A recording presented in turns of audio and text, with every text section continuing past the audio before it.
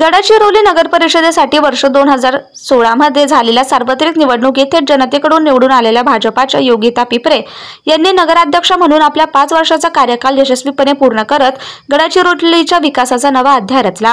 त्यांच्या कार्यकाळात गडचिरोली शहरात रस्ते, पाणीपुरवठा, स्वच्छता, पायाभूत सुविधा आणि शहराच्या सौंदर्यीकरणासारखी अनेक महत्त्वाची विकास कामे मोठ्या प्रमाणावर पूर्ण झाली।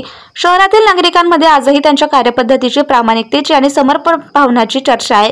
त्यांच्या नेतृत्वाखाली गडचिरोली शहराचं रूप पालटलं असून त्या महिलांच्या नेतृत्वाचं प्रेरणादायी उदाहरण ठरल्यात। नगराध्यक्ष पदाचा कार्यकाळ संपल्यानंतर योगिता पिपरे यांनी 1 वर्ष गडचिरोली जिल्हा महिला प्रभारी म्हणून काम केलं, तर त्यानंतर सलग 2 वर्षे जिल्हा महामंत्री म्हणून जबाबदारी पार पडली।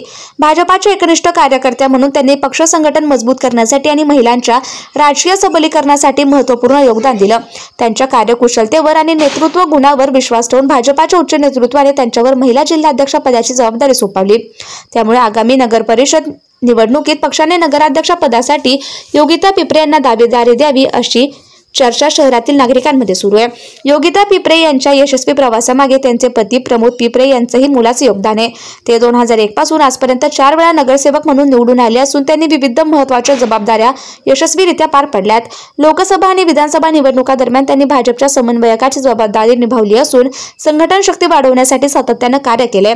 त्यांच्या दूरदृष्टीमुळे आणि राजकीय कौशल्यामुळे त्यांची ओळख राजकारणातील चाणक्य अशी निर्माण झाली आहे।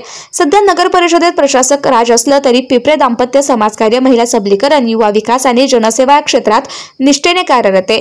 त्यांच्या कार्यामुळे अनेक सामाजिक उपक्रमांना चालना मिळाली असून सामान्य नागरिकांपर्यंत सेवा पोहोचविण्याचा त्यांचा प्रयत्न सतत सुरू आहे। गडचिरोलीच्या नागरिकांच्या मनात योगिता पिपरे यांनी एक प्रामाणिक, कर्तृत्ववान आणि विकासाभिमुख जनसेविका म्हणून आपली ओळख निर्माण केली आहे। त्यांच्या कार्यकाळातील विकास कामांमुळे गडचिरोली शहराच्या प्रगतीचा पाया अधिक भक्कम झालाय। नवीन उमेदवारांना संधी न देता पक्षाने जुन्या एकनिष्ठ आणि राजकारणात सक्षम कार्यकर्त्यांचा विचार करून संधी द्यावी अशी चर्चा कार्यकर्त्यांमध्ये आणि नागरिकांमध्ये सुरू आहे। Subscribe now and press the bell icon. Never miss an update.